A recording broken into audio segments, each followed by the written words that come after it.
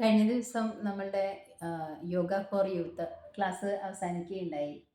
ഏകദേശം 15 പേരോട് അടുത്ത് ക്ലാസ്സിൽ ജോയിൻ ചെയ്തു. പക്ഷെ ഫീഡ്ബാക്ക് പറയുമ്പോൾ കുറച്ച് പേരേ ഉണ്ടായിരുന്നുള്ളൂ. എങ്കിലും അവരുടെ ഒരു ഫീഡ്ബാക്കിലൂടെ നിനക്ക് എന്താ തോന്നിയത്? മൊത്തത്തിലായിട്ടുള്ളൊരു എന്താ തോന്നിയ ക്ലാസ്സിനെ കുറിച്ച്? എല്ലാവർക്കും നല്ല സന്തോഷവും സമാധാനവും കിട്ടുന്നുണ്ട്. ഓക്കെ. ചിലർ പറഞ്ഞു ശരീരത്തിനെ അവർ ശ്രദ്ധിച്ചു തുടങ്ങി. യോഗ ചെയ്യുന്നവരും ഉണ്ടായിരുന്നു. അപ്പോൾ അവർ പറഞ്ഞു കുറച്ചും കൂടെ ശരീരത്തെ ശ്രദ്ധിക്കാൻ, നിരീക്ഷിക്കാൻ സാധിക്കുന്നുണ്ട്. വലിച്ചിലും റിലാക്സേഷനൊക്കെ അനുഭവപ്പെടുന്നുണ്ടെന്നൊക്കെ പറഞ്ഞു. എന്നാലും മൊത്തത്തിൽ എല്ലാവരും പറഞ്ഞു മാനസികമായിട്ട് നല്ല സുഖം തോന്നി എന്നുള്ളത് തന്നെയാണ്.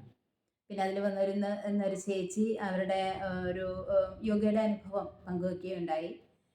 അത് നമുക്ക് വേറൊരു വീഡിയോയിലൂടെ അത് ഷെയർ ചെയ്യാം. അവർക്കത് ജനങ്ങളിലേക്ക് എത്തിക്കണം എന്നുള്ളത് ഷെയർ ചെയ്യാം.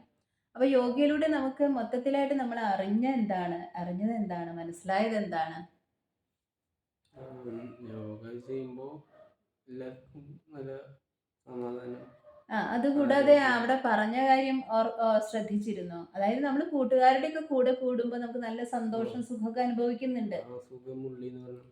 അതന്നെ, സുഖം അവനവനിൽ ഉള്ളിലുണ്ട് എന്നുള്ള അറിവ്, ശക്തി നമ്മളിലുണ്ട്. നമ്മളൊക്കെ ശക്തരാണ്.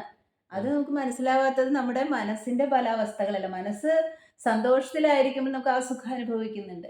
മനസ്സ് പലതിലേക്ക് പോകുമ്പോൾ സുഖം അനുഭവിക്കാൻ നമുക്ക് സാധിക്കുന്നില്ല, അല്ലേ? അതാണ് നമ്മൾ പറഞ്ഞതിന്റെ ആ ഒരു ഏറ്റവും പ്രധാനമായിട്ടുള്ള കാര്യം.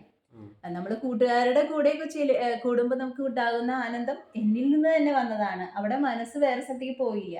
മനസ്സിലെ ഒരു സ്ഥലത്തേക്ക് മനസ്സായിരിക്കുമ്പോൾ നമുക്ക് സുഖം തോന്നുന്നു, അല്ലെങ്കിൽ സുഖം അറിയുന്നു, നമ്മൾ അനുഭവിക്കുന്നു.